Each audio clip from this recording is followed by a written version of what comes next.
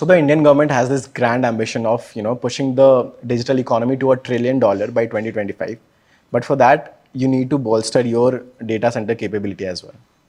But $1 trillion economy at the cost of what? Your nature, environment, and degrading water bodies.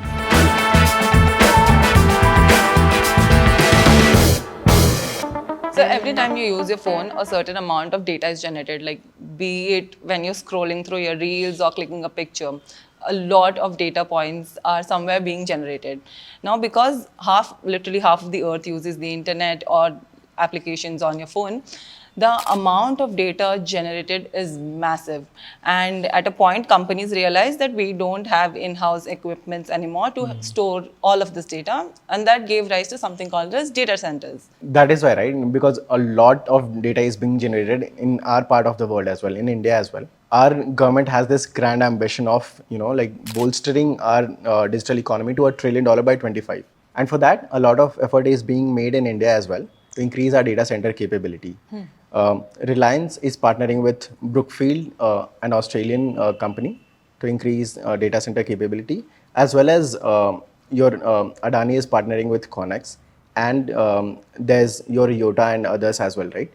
So effort is being made here because after the changes in the IT Act 21, the government made it necessary to store the data locally. So data localization is a necessity now. So what are the companies who are storing these data in India doing to make sure that the government does not have unwanted sort of control on that data? I mean, there's actually no way to ensure that. It has been happening globally as well, right? Like in the West as well as in India. There's this instance where you remember with Twitter, right? The government had us couple with Twitter, and they wanted a Spock in Delhi, and they had a Spock, and when things did not go their way, they just stormed their offices. So there's no way to, make sure of that. But then you definitely need your data centers, and you need them locally, and there are benefits to that. So there's also an ecological aspect to what you're saying, right? Because Mumbai is one of the hotspots for data centers in India and in Asia. But the amount of water that is being used to cool down these systems, because they are massive, they generate the amount of heat that is generated needs fresh water.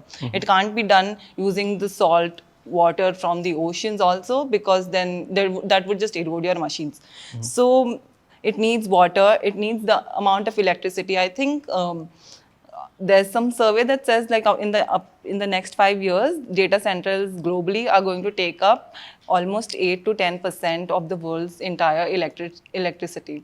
Yeah, I mean, the irony of the situation is your Adani, while he's bringing in this whole green revolution, he's also doing this data center business, right? But there are efforts being made to basically, increase sustainability aspect of it. As in, say, for example, your data storage, which is a massive part of the data center infrastructure, they are being miniaturized. So a 75 terabyte storage infrastructure, right? It is being made into a 150 terabyte storage while the size is being decreased. Okay. And other things as well, right? In engineering aspect as well as on your software part. That could be one of the answers. And there are other aspects to it as well, right? Like research is being made where these data centers are being submerged underwater to basically reduce the cooling infrastructure and the water that is being used. Microsoft has made a lot of research, made a lot of strides, and China is doing that as well. And a lot of these data centers, they are situated in Mumbai, right? So that could be one of the advantages, I think. So, but this, whatever research you said, it's in theory majorly, apart from that one initiative that they had in China.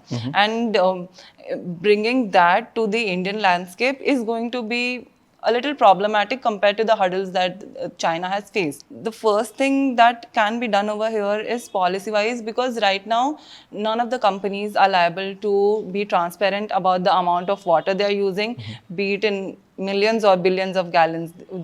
They don't need to right now tell anyone to show to the government that, oh, these are the amount of data or electricity that we are using. So first step can be at least being transparent. So according to the picture we have, according to that, the laws and policies can be formed.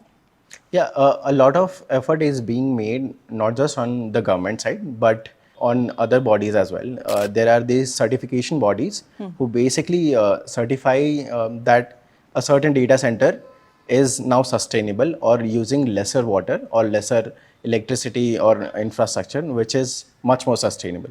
So these certification bodies could be empowered by the government or by an international body, and that is how it could be done. And these data centers as well, right, they also want to portray that they are green and they are not contributing to the problem. So I think they would adapt to that. And also in the Indian aspect, right, we are not just working for us, we are also willing to the data centers, they are also willing to provide services for the neighboring countries, which have not been invaded, so to say, by your large hyperscalers. So I think that is a good step. Maybe we should maintain a balance between sustainability and growth here. So India's Digital Act is under process, and I really hope, because data centers are going to play such a pivotal role in the entire tech landscape, I hope that some of these points are at least taken into consideration while putting out that important piece of paper. Yeah, yeah. So